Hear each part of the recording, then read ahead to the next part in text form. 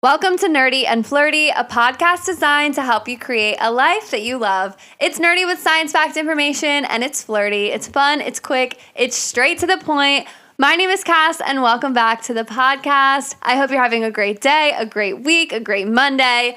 I am feeling very excited and high energy today. I'm sitting on my couch recording this, which is not the norm for me. Usually I sit at my desk, but today I'm sitting on the couch. I have my feet up, I have my coffee in one hand, microphone in the other, and I'm feeling ready to deliver this podcast episode to you. So buckle up, get your notebooks ready, because this one is full of tangible tips and takeaways for you to use. We are talking about how to upgrade your life in every dimension. And before I get into the nitty gritty, you might have noticed the upgrade this podcast had on the cover art. I am so obsessed. I've been trying to have a facelift for this podcast for the past couple months now, and it's finally complete, and it is better than I even imagined. I'm so obsessed with it. One of my friends from college drew it, and she just did amazing. I'll have her Instagram and everything tagged in the description at mwernerart. I'm so obsessed. I'm literally so obsessed, and I hope you guys like it too. This episode is going to be the step-by-step guide to upgrade your life in every dimension of wellness.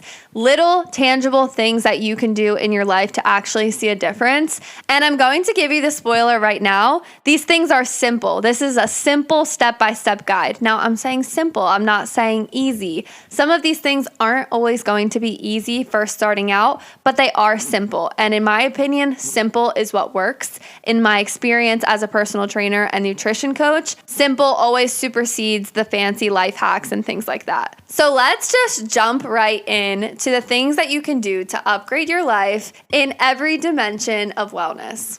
The first thing is sleep, and you've heard me say this a million times before, but sleep really is one of the most important things, and it builds the foundation for everything else in your day. When you're tired, everything else is harder. Of course you don't want to go to the gym. Of course you're moodier. Of course you're craving sugar. How can you possibly expect to feel your best if you're chronically fatigued and chronically sleep deprived? Prioritizing a sleep routine is going to be very important. I have an entire episode all about sleep, but the main thing is just getting a consistent sleep routine. There's a lot of people on social media talking about waking up early, and if you wake up at 5 a.m., you win your day. But if you're not going to bed early enough, 5 a.m. might not be an ideal time for you to wake up. I would say initially starting out, it matters more about going to bed at the same time and waking up at the same time every day rather than worrying so much about waking up super early. I also get questions about how to wake up early and how to go to bed early. And I would say if you're trying to wake up at a certain time, do it incrementally. So if you're used to waking up at 9 a.m., don't just jump to 5 a.m. the next day because you're going to feel tired.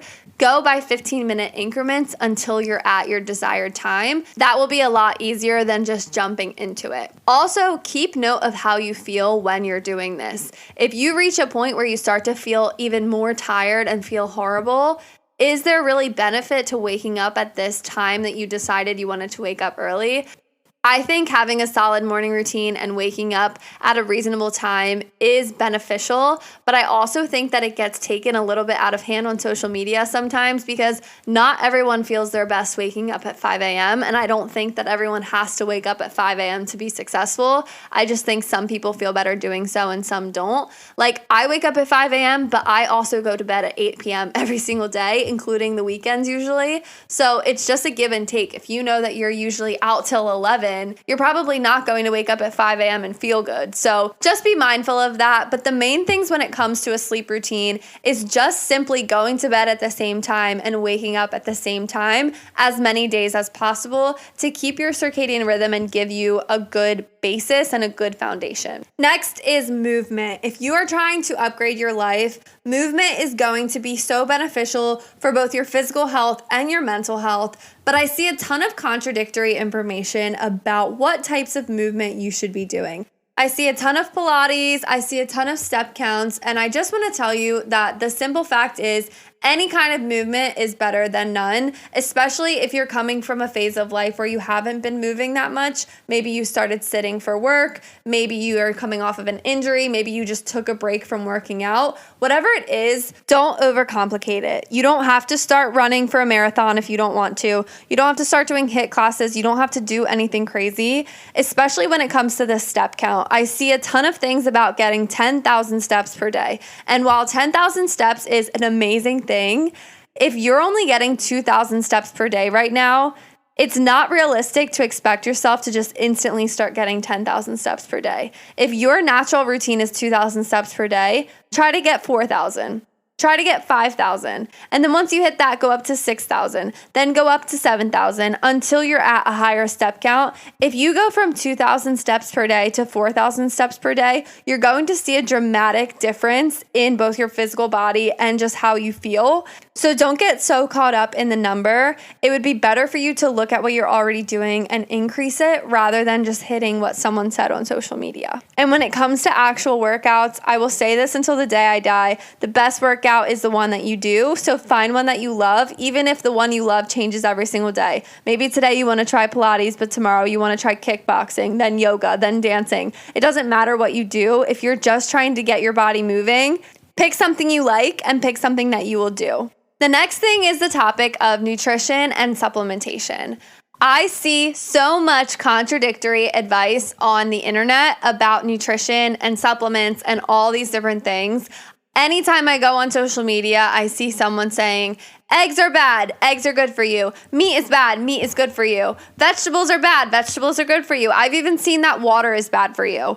And I'm here to tell you that simple is always going to be better when it comes to nutrition. Eating a whole unprocessed foods diet is going to be way more beneficial than worrying about the fad diets or the trends we see online. As consumers, it's really hard because we're constantly being pitched different products and different supplements from electrolyte packets and colostrum and all these different things. I get so many questions as a nutrition coach about my opinions on different products, and my answer is the same every single time. If you're still struggling to eat a whole unprocessed foods diet, that should be the priority over these different products that are getting pitched on social media. The truth is, not all of these products are good. Some of them are just good at marketing. That leads me into the next point about cutting out certain food groups. If you're thinking about going gluten-free, dairy-free, fat-free, carb-free, whatever free we see on social media or wherever you're getting your nutrition advice, before you do that, just take a look at your diet. Are you eating a lot of fast food? Are you eating a lot of processed foods? Are you drinking soda? Are you drinking alcohol? Are you drinking a lot of energy drinks? Are you drinking enough water in the day? Ask yourself those questions first before you jump into any kind of fad diet or things like that. Sometimes there are benefits to going gluten-free. Sometimes there are benefits to going dairy-free. But I think sometimes that's pitched out to everyone as a blanket kind of cure, when in reality, sometimes the reason you're bloated is because you're drinking alcohol. When in reality, sometimes the reasons you're feeling chronically fatigued is because you're not drinking enough water or you're eating highly sugary foods. When it comes to nutrition, the best thing you can do is follow a whole unprocessed foods diet, trying to eat as unprocessed as possible. And like I said, this is simple, but it's definitely not easy all the time. The key is balance and finding ways to eat everything you want in moderation, but mainly prioritizing these whole unprocessed foods. The next way to upgrade your life is to upgrade your social network. They say that you're a combination of the 5 closest people to you, and I would even argue that that includes the 5 people closest to you digitally as well. Who are you following on social media? Who are you constantly around? We spend so much time with our coworkers. Are there coworkers that you can distance yourself from? Is there that one person that is constantly nagging you or making fun of you or making you feel bad about yourself? It's time to reevaluate who you're spending your time with. And get really honest with yourself. Are you seeking out drama and gossip? Are you attracting people that are toxic? Really get honest with yourself on who you're around and who's in your social network. How do you feel when you're around these people? And also, how do you feel afterwards? If you're really trying to upgrade your life, it's important to be surrounded by people that not only make you feel good, but also inspire you to be better. If you feel like you're the smartest person in the room, it's time to find a different room. It's really important to be around people that inspire you to do better and have qualities that you might not have. Maybe you're around people that are more positive than you, or are more outgoing than you, or are better at the sport you're trying to get into. Whatever it is, it's really important to find people that have things that you want to be more like, because naturally you're going to pick up on the tendencies around you. If your social circle is very negative, complains a lot, you're going to find yourself complaining more. If you're around people that are very critical, you're going to feel yourself being critical more. Surrounding yourself with people that are more positive or more energetic or whatever you're trying to be more of is going to naturally affect you. Like I said, this is simple, but it's not always easy. Maybe it's a friend you've been friends with for years, or a coworker you can't escape, or a family member. It's not always easy to set boundaries with people that you might not align with anymore, but it is very important to be aware of who's in your social circle, be aware of your influence and the influence that other people have on you, because it really does affect you. Next thing is keeping an eye on your finances. And I know you don't want to hear this, but this is something that needs to be said. Now more than ever, we see a trend with overconsumption and just impulse buying in general. I mean, we literally have every shopping at the tips of our fingers, and it'll be here in 2 days, sometimes even less than that. I'm here to tell you, you don't need to just immediately buy that thing you saw on Instagram, that thing you saw on TikTok, that thing you saw on some podcast. Really just take a minute to think about things before you buy them. I'm guilty of this too. Sometimes I'll see things and I'm just like, oh my gosh, I need that. And then I think about it and I'm like, I don't need that. That was just some quick impulse that I wanted something.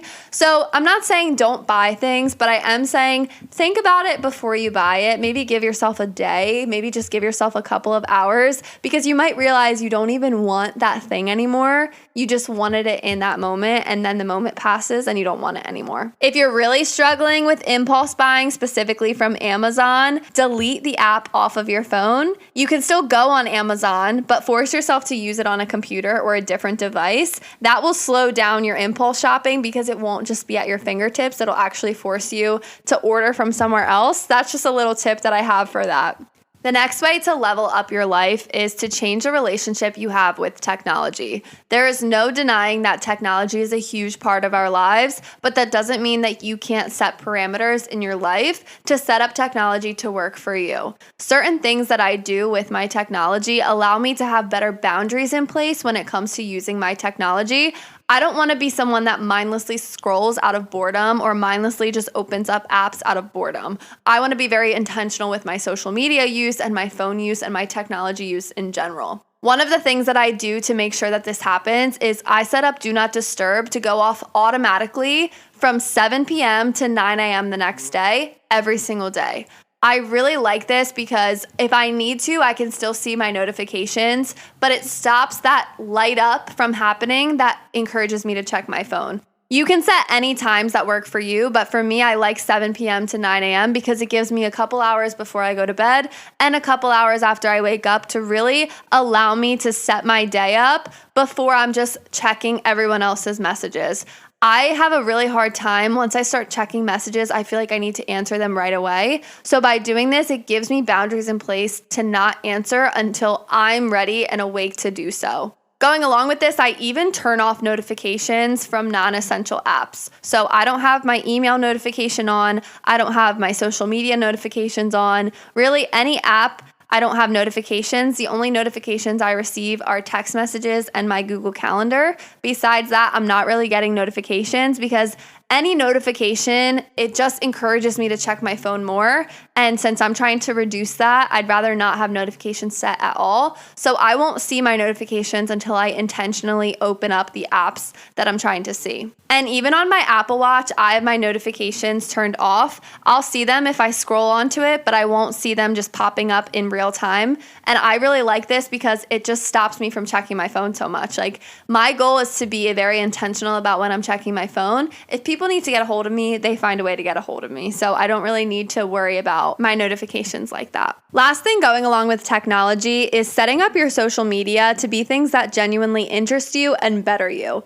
Social media algorithms are very complex, and I don't understand all the computer science behind it, but I do understand that social media algorithms show you what you want to see, and sometimes what we want to see isn't always positive. There is a psychological interest in negative doom scrolling. That's why news channels are so popular, because we have this human interest in negative things.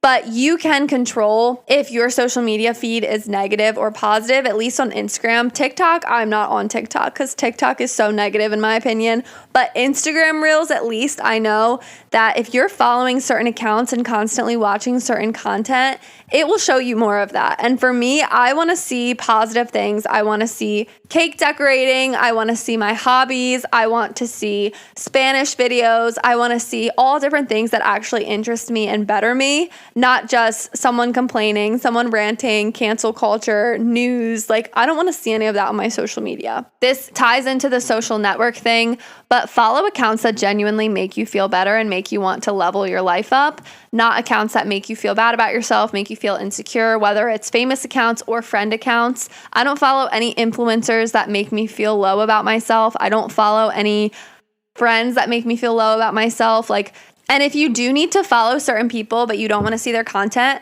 mute them. You are in control of your social media. You shouldn't be seeing content you don't want to see. I've even blocked certain influencers that constantly pop up on my page that I just don't want to see. There are certain people on the internet that just don't vibe with me, and I just block them so that I don't have to see it. Simple as that. And then the last thing to level up your life is carving out time in your week to do things that you actually want to do and enjoy doing. This can be anything from a hobby to starting a YouTube channel, to volunteering, to spending time with your family. Find things that you actually enjoy doing, even if they're not productive things, especially if they're not productive things. There's so much pressure to be constantly productive and working on your career and hustling, and I'm totally with that. But I also think that there is productivity in doing the simple things like volunteering or spending time with your family or enjoying a painting class. Things like that really do go a long way in terms of your overall happiness and your purpose in your life. I have found the most clarity doing things that don't necessarily tie into my career, but tie into my hobbies. Things like painting, journaling, reading, playing sports, whatever it is, I find the most clarity doing things like that. And I feel like that's the first thing to go once we start to get busy and once we start to get closer to burnout. We lose sight of our hobbies. We lose sight of things that really fill up our cup. Spend more time doing those things. If you're trying to level up your life and be a better person and be better at whatever you're doing, you have to have time for rest and recovery. And rest and recovery isn't always watching TV and chilling. I feel the most rested and the most alive when I do things that I genuinely enjoy, like gardening, like painting, like playing pickleball, hanging out with certain friends. Resting doesn't have to be getting takeout and chilling on the couch. Resting can be spending time nurturing those hobbies and those things that you really enjoy. And one last little reminder when it comes to every dimension of wellness, a quote that I love so much is, "You can have it all, just not all at once," and that is okay.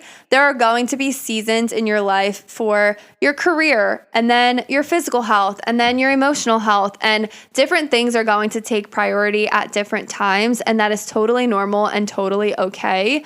Really think about what your priority is right now. Is your priority getting your physical health together? Is your priority building your social health? Is your priority your career? But really think intentionally about what you want to prioritize and work on that. And once you get somewhere that you're satisfied, then work on the next one, then the next one. Everything ebbs and flows, and it's impossible to have every aspect of your life perfect all the time. Think about one area of your life that you really want to dive deep into, and then work on that.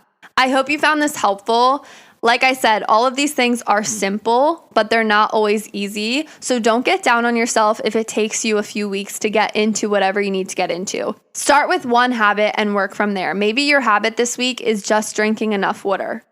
Focus on that for a week, see how you feel, and if you feel consistent with it, then move on to something else. Change doesn't happen overnight, but if you're doing little changes every single day, that will add up to a big result in the long run. You can absolutely do it. I believe in you. I hope you have a fantastic day. Thank you so much for listening. Definitely let me know what you think on the Instagram at Nerdy and Flirty Pod or at Cass Camp. Have a beautiful day, and I will talk to you next week. Bye.